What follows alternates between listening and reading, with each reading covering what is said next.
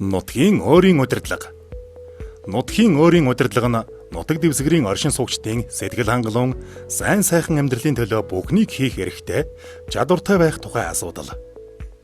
Нутгийн өөрөө удирдах ёс.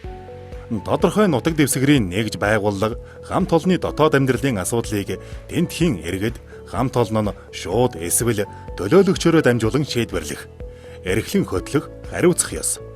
Монгол улсын үндсэн хуулийн 59-р зүйл. 1.